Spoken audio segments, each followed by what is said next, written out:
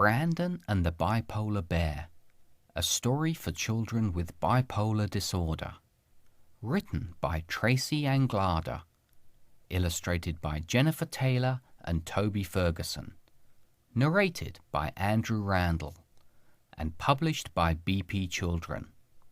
Revised edition, copyright 2009, Tracy Anglada. A poem by Cheryl Dunham. I don't know why, but I'm sad. I don't know why, but I'm mad. Can you offer me a hand? Can you help me understand?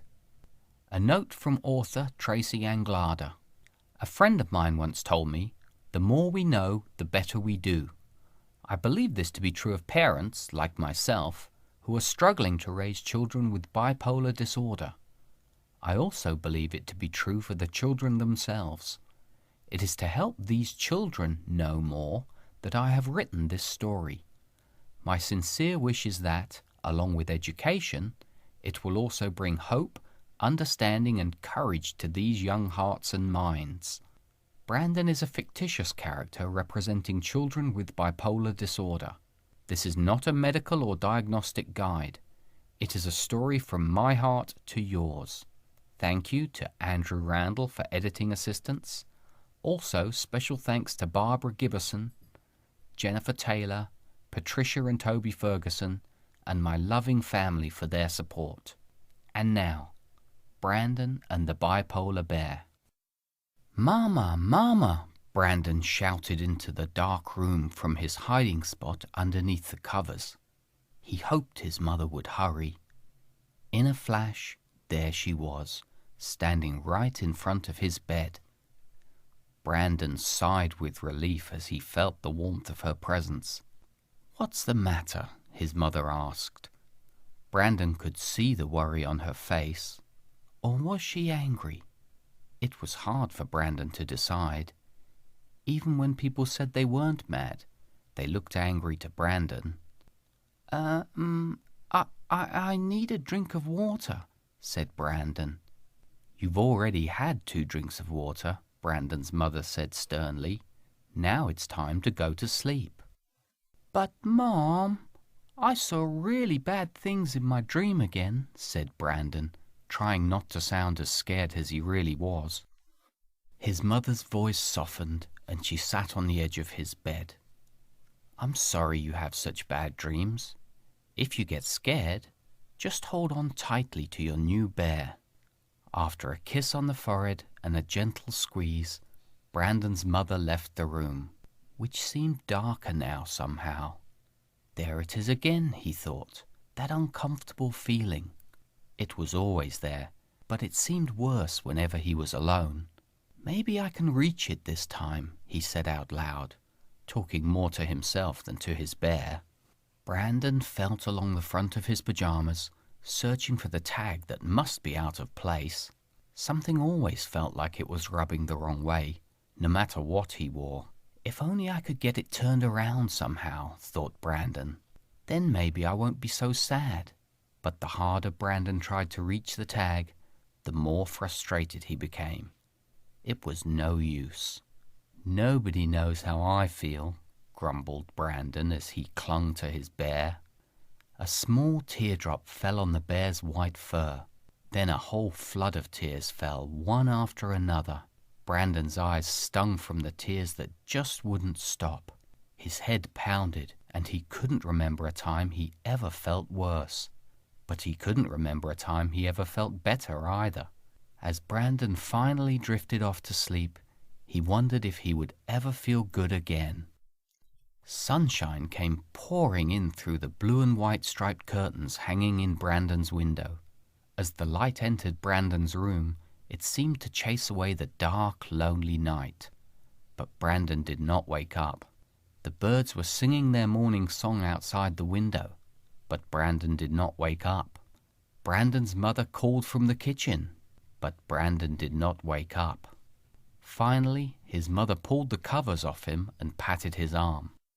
"Brandon, Brandon, it's time to wake up," his mother said. "No!" shouted Brandon as he angrily pulled the covers over his head.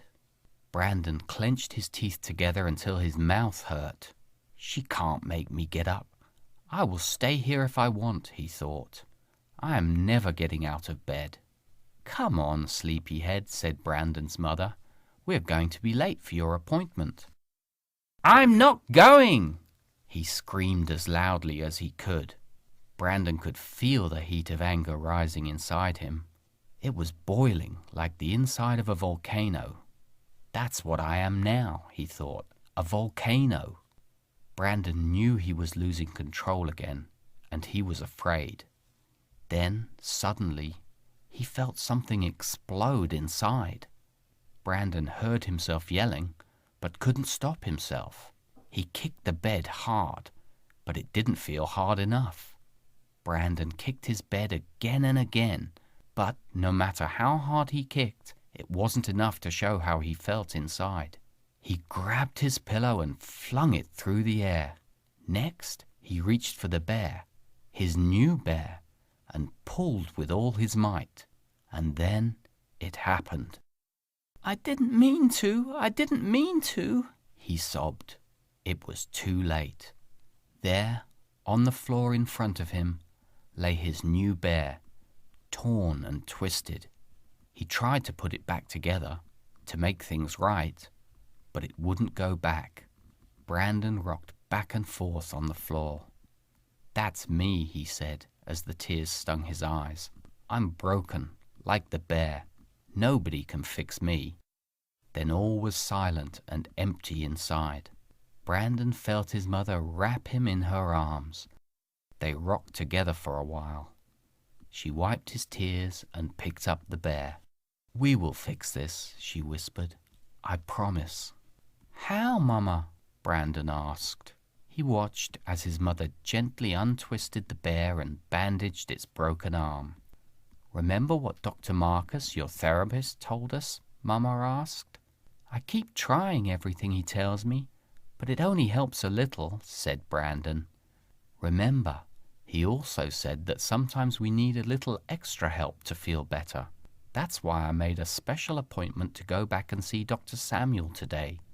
Can my bear come too? Asked Brandon. Of course he can, his mother smiled.